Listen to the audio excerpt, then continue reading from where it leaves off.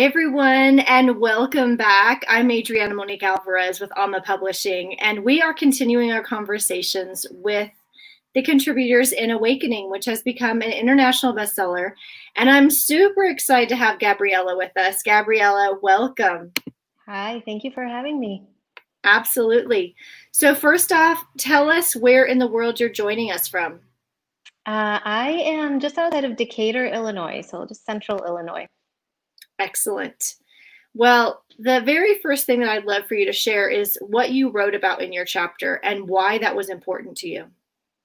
So, my chapter was all about how the hustle is not real. And it is so important to me because I spent a good portion of my career just striving for things, that whole grasping, kind of making myself sick, like trying to accomplish things. And once I started to realize that I could let go of that and that the things that were meant for me were coming to me, sort of like being in that state of flow, if you will, it just made the process that much more fun and more graceful. So it just felt incredibly important because I find that so many women just tend to think that they have to constantly be struggling and constantly be reaching for these things that they may think are what they want. So yeah, just my own experiences just led to understanding that that's not how I want to live. Mm, yes. So let me ask you this. Were you the straight A student? Were you the overachiever? Oh Yeah. yeah. I can usually spot one to another, right? Yeah. As I was reading your chapter, I was like, I think I know what we were both doing in school and all of that. Yeah.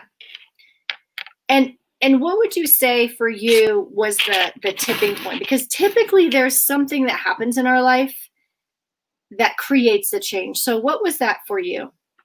I think the moment that I really started to wake up in that sense was when I had made it to the big law firm, graduate fresh out of law school, made it to the big law firm, six-figure salary, expense account, the whole nine yards.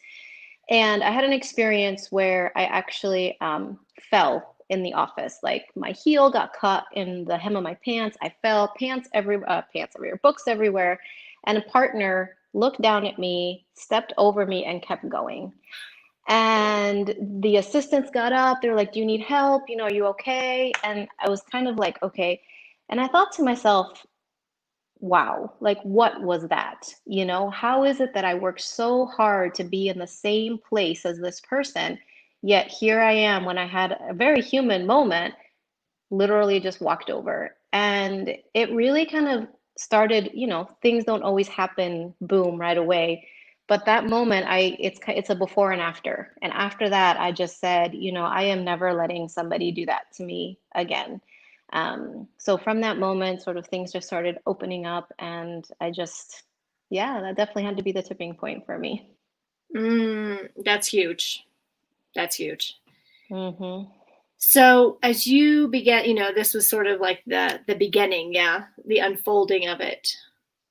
What did you notice in yourself was the most difficult thing to shift, right? It's like if we have one way of being, yeah, it was I know for myself when I've done something a certain way and I have a deep pattern and I know it works because that's one of the things too, you know. I always knew if I tried hard and I did my best and all that, right, I could hit marks. So, what did you find the most challenging for you to be able to shift out of that hustle and effort and striving and all of that? Um, Honestly, it was the biggest thing was the fear of judgment. What are other people going to say? How are other people going to look at me? I literally had the business card, the address, the expense account, like, so people are like, what? You're going to throw that away? And the other piece that was so hard is I felt like I had worked so hard to get there.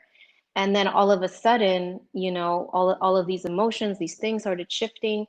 And I think the hardest thing was taking a good hard look in the mirror and saying, is this what you really want? Like, are you sure Mm, that this is what you really want? Not what everybody else wants for you, but what you really want.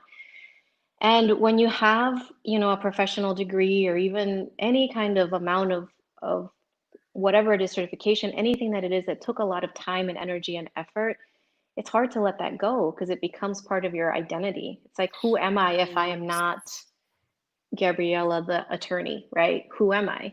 And I had to realize that I was worth more than the titles behind my name, because clearly the title didn't mean anything to that person who like stepped over me, Mhm. right? Mhm. So I think the hardest part was flat out just admitting it to myself once I could get over the fact that, the judgment piece, like what were people going to think? Yes. It's true. I find that with myself and other overachievers, it's often that we're making others happy, right? We're making other people proud.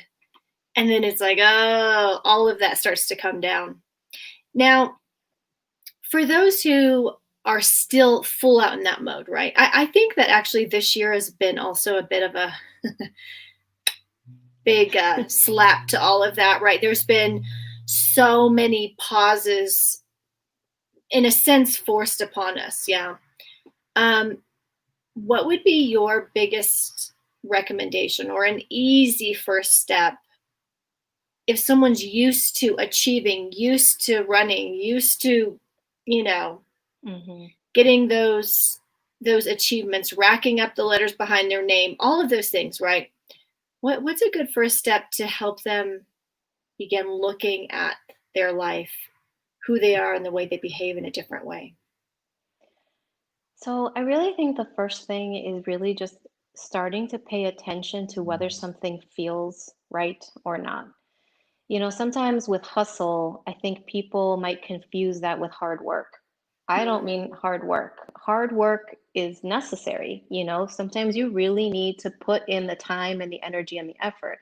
The hustle is the effort part, like the efforting piece. Like, are you like pushing a mountain instead of just like flowing in a river kind of thing? mm, Both of them take a different level of work. And so one of the things just from my own personal experience is what I just started to feel like something was off. I just mhm, couldn't quite put my finger on it. And so there's a difference between then paying attention to that and maybe not knowing the answer right away versus just like shoving it down and saying, mm, oh, it's just me being silly, or, this job is too important to my family or my reputation or my whatever. And so I think the moment that you start to get that weird feeling, maybe on Sunday night, which is very common for people who are not happy with their job, those Sunday night blues, right, start to hit. Maybe it hits you some other point in time. Or if you maybe start noticing that like over happy hour, you're complaining more about your job than you are saying the positive things that help, that you enjoy. So I think just paying attention to something that starts to feel wrong mm. and not shoving it down, just seeing what happens, giving it a little space. So, related to that is just to breathe. So, if that does start to happen, take a nice deep breath and see if anything else comes up. And if nothing comes up, then that's okay. Maybe that's not the time to kind of open up Pandora's box, if you will. But definitely for sure, your body knows most likely before you do. So, paying attention to those little signs can be really helpful. Very true.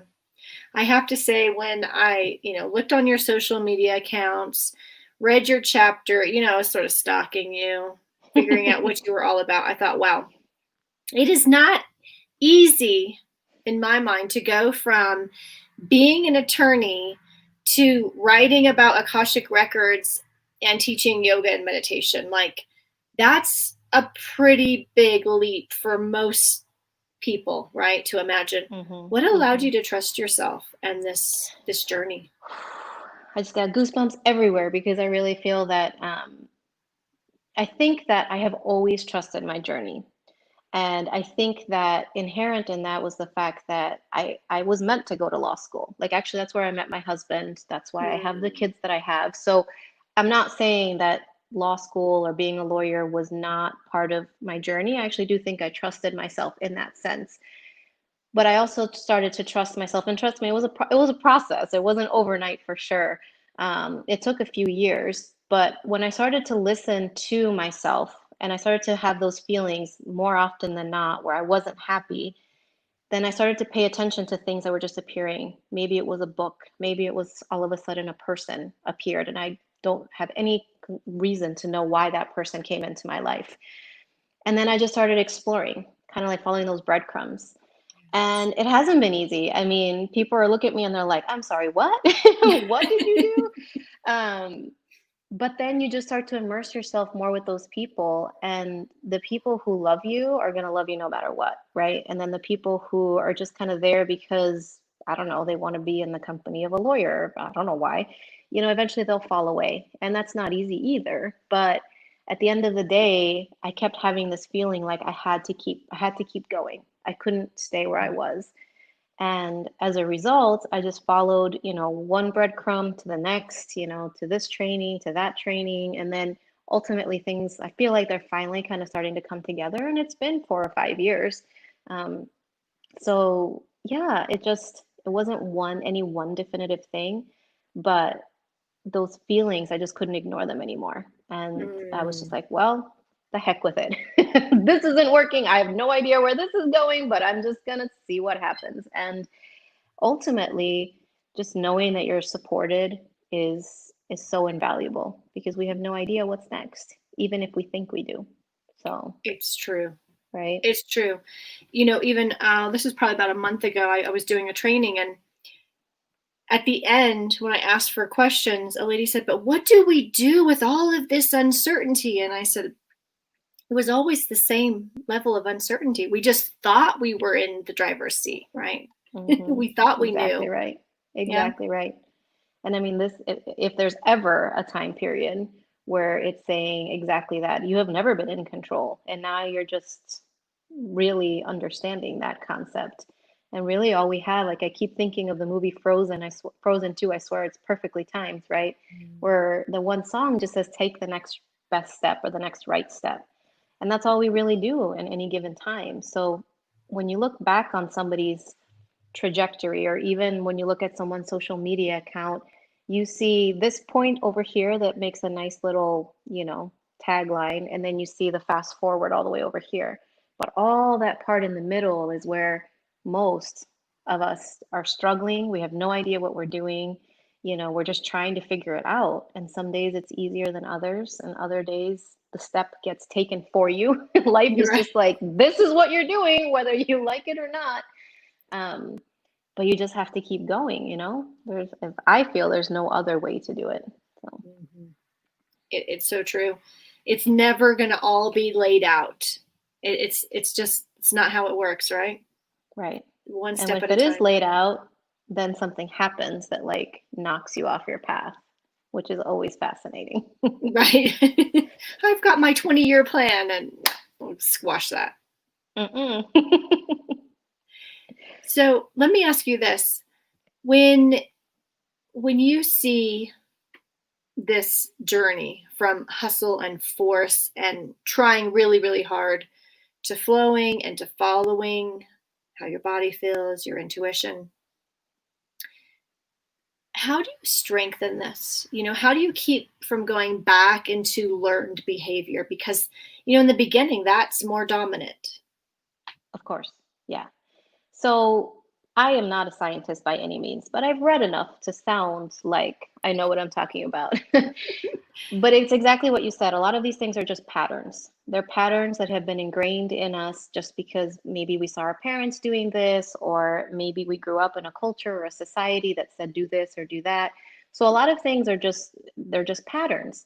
And when you think of, I just turned 40 this year. So when you think of 40 years worth of patterns, there's no way I'm going to break 40 years worth of patterns in a day, a week, a month, or a year, even maybe. But you just have to keep chipping away at it. So one of the best ways to continue on the path when you finally start to learn what it feels like to listen to yourself, flat out, for me, and I think for a lot of people that I've seen, is really to engage in a practice of meditation. And it could be like a yoga movement. It doesn't have to be that straight up, sitting quiet, empty your thoughts. I don't think that that's very attainable for most people. But some kind of process, where you connect with yourself in a very intentional way. Maybe that's journaling, maybe that's painting, something that's going to allow the sort of monkey mind to shut down Mm, and the intuitive mind, or the really like sensing mind, to come through. And one of the most proven ways is through meditation. So if you can find a nice meditation practice that works for you, but it's not the end all be all. And then slowly, if you continue to do that, then your brain, which they have started to prove, is elastic, right? So that means that you actually can change these patterns. They used to say you can't teach an old dog new tricks, and it's not true. You actually can. It just takes time. Um, so I think meditation, absolutely, and really believing that you can make these changes and just not giving up, because you might give up right before you strike gold, right before you get that pattern newly ingrained in your brain. So those days when you do fall back into your old patterns, which you will, it's inevitable, um, just give yourself a little grace and maybe give yourself a chance to be in, under the covers or running away or whatever you need to do, and knowing that the next day, you'll come back and just start right up all over again. I love that. I love that. And it's so true. Sometimes that meditative state is achieved in a variety of ways. I know sometimes when I'm really sideways, I just can't seem to quite get myself turned around. Sometimes it's as simple as doing the dishes will get my mind off of a track, because I'm just in a different state. Exactly. I really like that. It's grounding. Another beautiful example that I use all the time is taking a shower. Yes. Just when you're in the shower, you're doing something pretty mindless, but if you can bring in a little bit of just like, okay, even if it's just a visualization of the water's taking away what I don't need, it becomes like, I have got, people say I've gotten my best ideas in the shower. And that's why. It's because you're actually finally allowing yourself to relax. You're letting your monkey mind kind of move aside.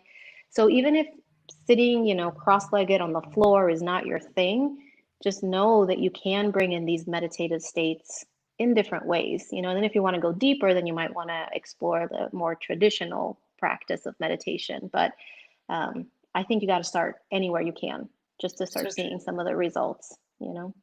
Yes, absolutely. So let me ask you this. What does the world look like when more women switch out of that forced, effort into conscious connection and flow? Oh, I just got goosebumps all over my body, because the visual that I'm receiving is literally like I'm helping somebody up, and then they're reaching down to help me up. Because the honest truth that there's no competition. The competition is just something that we made up that proves or whatever that you're better than I am. And you see this a lot of times in corporate America. I know that some corporations are really changing the dynamic of how they work. But when you really can honor each other for the gifts that you bring, and we all bring different gifts, it's inevitable. No two people see the world in the same way. So I even think of like my sister and I, we grew up in the exact same house. We're not twins, but we grew up in the exact same house, and we view the world completely differently, and we bring a very different perspective. And both perspectives are needed. So, when women start to cheer each other on, then we just make these beautiful connections. We allow, like, let's just say the proverbial garden is full of all different kinds of flowers, and they're not competing against each other. They're all beautiful in their own right. So it just feels incredibly powerful. And it just feels like a very supportive and nurturing. And I can just see, a world where everybody's honored for their gifts and there is no competition. It's like, wow, imagine the innovation, imagine the creativity, imagine the writing, the art, the everything that can be created when you don't have somebody saying your art is not very good or your writing is not very good, or I'm better than you because I got a 97 on this test and you only got a whatever, you know? So yeah, it's definitely something to keep working for. I love that. I really appreciate you joining me and for what you contributed to Awakening. And thank you so much for allowing me to be here and to share with you. Absolutely. I want to remind our listeners to pick up their copy of Awakening. It's available on Amazon. I'll make sure that link is provided. And if you would like to be in our next book, Visionary, The Future Belongs to Those Who Can See in the Dark, I will put the link to the application. We are accepting applications at this time. Until next time, find your breath, find your space, as Gabriela said. Here's to really trusting that all is well and that we are deeply supported. Big hugs from Colorado. I'll see you soon.